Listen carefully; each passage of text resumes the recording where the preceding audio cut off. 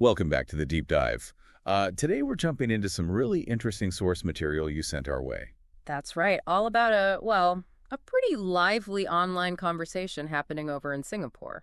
Yeah, specifically looking at the reactions to the recent cabinet reshuffle.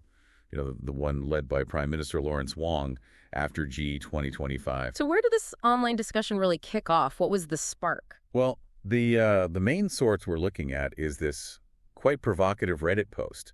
It was titled, "It's Lawrence Wong's World and We're All Living in It." Okay, yeah, that title definitely sets a tone. It really does. And it sparked a huge amount of back and forth in the comment section in the thread. And our goal here, looking at this source, is really to unpack these different viewpoints, right? What people are saying about the reshuffle. Exactly.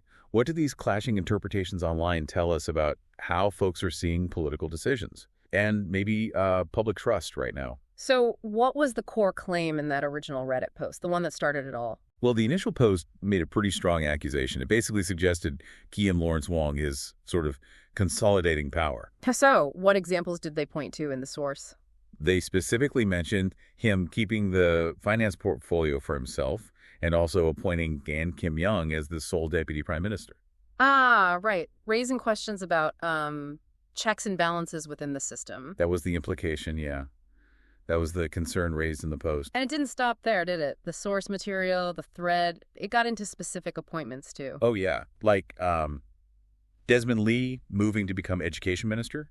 The original poster questioned that one. Questioned it how? Like, why move him? Sort of wondering if it was maybe a subtle demotion, asking why shift someone seen as effective on the ground, or maybe questioning if the government truly sees education as that critical role right now. Interesting framing. Any other examples highlighted in the source? Yeah, another big one discussed in the thread was Edwin Tong's promotion to law minister. Okay, and what was the angle there? Well, the original post directly linked this back to the Risa Khan saga.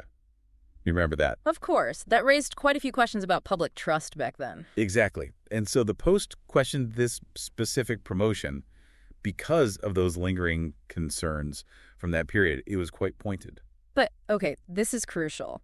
The source material, the Reddit thread you shared, it wasn't just that initial post making accusations, was it? Not at all. That's what makes it interesting. Many other Redditors jumped in almost immediately. And they pushed back. Pushed back hard. Quite a few labeled the original post as rage bait, just trying to provoke anger. Right. So what was their counter argument, according to the thread? Well, their take, looking through the comments, was quite different. They suggested these cabinet changes weren't necessarily about power grabs at all. More like what? Just practical moves? Yeah, they argued it looked more like, logical succession planning, thinking about the future leadership pipeline. Or maybe simply respecting the importance of certain portfolios, like saying education or law are actually very significant roles. Exactly. They were really challenging the idea that is all down to sort of personal political maneuvering by the PM. So when you look at this whole debate laid out in the source, the initial suspicion versus this pushback, seeing logic or planning it, really highlights something fundamental, doesn't it? It really does. Yeah.